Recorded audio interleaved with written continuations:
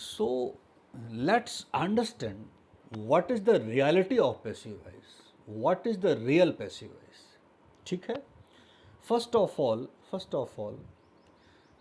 all the sentences of passive voice, I mean to say the passive voice. When we say passive voice, we mean to say object oriented. When we say active voice, we mean to say subject oriented. एक स्थिति ऐसी होती है, ऐसे बहुत सारी स्थितियां होती हैं, बहुत सारे सेंटेंस होते हैं जहां आप बोलते हो किसने किया, आप बोलते हो मैंने किया, अनिल शर्मा ने किया, अतुल सर ने किया, प्रीति ने किया, आप किसी भी सब्जेक्ट का नाम ले रहे हो, उसने किया. तो जब आप कहते हो उसने किया या वो करता है, ऐसा कुछ भी आप जब कहते हो, इधर इट इज प्रेजेंट टेंस और पास्ट टेंस और future tense, when you are subject oriented, that is called active voice. ठीक है ना. तो ऐसी जितनी भी सिचुएशंस होती हैं जहाँ पर आपको, जैसे मैं कहूँ कि मैं सेशन ले रहा हूँ, आप कह रहे हो मैं क्लास अटेंड कर रही हूँ, और प्रीति हमारी क्लास को इनडायरेक्टली सुन रही है. ठीक है. अतुल सर हमारी क्लास को वॉच कर रहे हैं कि मैं क्या ज्ञान दे रहा हूँ आपको. ठीक है. तो इन सारे सेंटेंसेस में क्या है, सब्जेक्ट. ये सारे सेंटेंसेस जो हैं वो सब्जेक्ट सेंटर्ड हैं. इसमें हम ये बता रहे हैं कौन कर रहा है, हमारा फोकस है सब्जेक्ट, हमारा फोकस है कौन. किसी सेंटेंस में जो व्यक्ति काम करता है, the person who is doer, the person who is actor, the person who is subject. ठीक है. तो ऐसे सेंटेंसेस में जिसमें वो इम्पॉर्टेंट होता है, we are giving importance who is doing, that is called active voice. On the contrary, there are many situations, there are equally situations where you do not focus who is performing the action, but you focus more what is the action. You are focusing more on object. So when you are focusing more on object, that sentences are called passive voice. Let's take an example. मैं एक example देता हूँ आपको. हम एक sentence लें, that Diwali is celebrated in the month of October और November. Diwali is celebrated in the month of October और नवंबर. दिवाली अक्टूबर या नवंबर में मनाई जाती है. ध्यान से देखें इस सेंटेंस को. इस सेंटेंस में वर्ब क्या है, सेलिब्रेट. ठीक है. और ऑब्जेक्ट क्या है, दिवाली.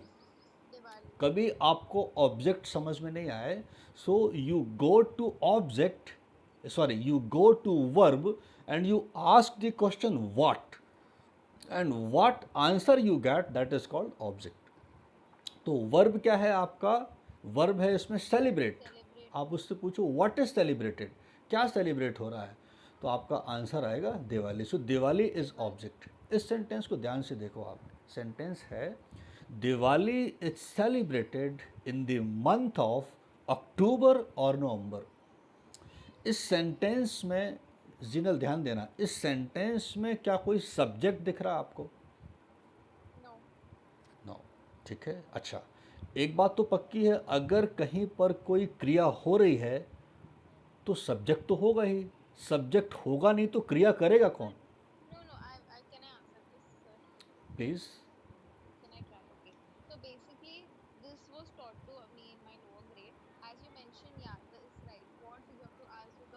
पहले इसको जिनल पहले इसको समझ लो, फिर हम आगे. आप पहले समझ लो इसको, what I am going to tell.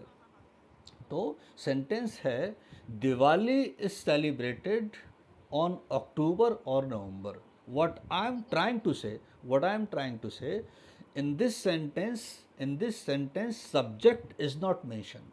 मेरा कहने का मतलब जो है कि अगर कहीं पर भी कोई क्रिया होती है तो उस क्रिया को करने वाला तो होगा ही, यानी सब्जेक्ट तो होगा ही. ऐसा पॉसिबल ही नहीं है कि क्रिया हो रही हो और सब्जेक्ट नहीं हो. इस सब्जेक्ट नहीं होगा तो क्रिया करेगा कौन? लेकिन इस सिचुएशन को ध्यान से देखो आप. इस सिचुएशन ऐसी है कि क्रिया तो हो रही है लेकिन हम सब्जेक्ट मेंशन नहीं कर रहे हैं. आप कह रहे हैं दिवाली नवंबर में मनाई जाती है। आप कह रहे हैं दिवाली, तो क्या आपको कहने की ज़रूरत है कि दिवाली नवंबर में मनुष्यों द्वारा मनाई जाती है? मनुष्य, भाई सब्जेक्ट उसमें अंडरस्टूड है। Passive voice is the situation, passive voice is the situation where object is important, verb has to be there. If verb is not there, it can neither be active voice or passive voice, so verb has to be there. But passive voice is a situation where sentences are object oriented but subject is understood. You need not say it that Diwali is celebrated on November by human being is understood, right? If I say that many roads are being constructed, कई road बन रही हैं, तो do you feel that I need to say that many roads are being built by laborers? Laborers are understood, that human being is understood. भाई दिवाली मनाई जाएगी तो मनुष्य मनाएंगे, no buffalo will come and draw the rangoli, right? कोई human being है।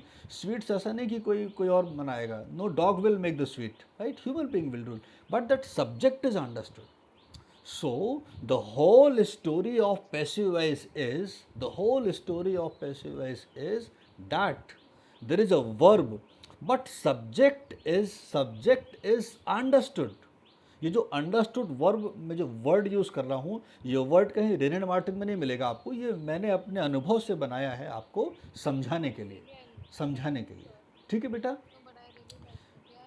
ये passive voice कहलाता है, ये ओरिजिनल पैसिव वॉइस है. आप कहते हो कि दिवाली में क्या क्या होता है?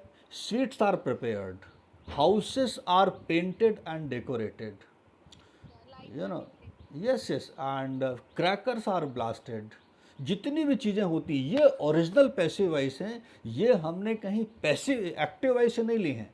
The sentences that you are using, आपने उसको एक्टिव वॉइस से एक्सचेंज किया था, but here the sentences that I am giving, these originally belong to passive voice.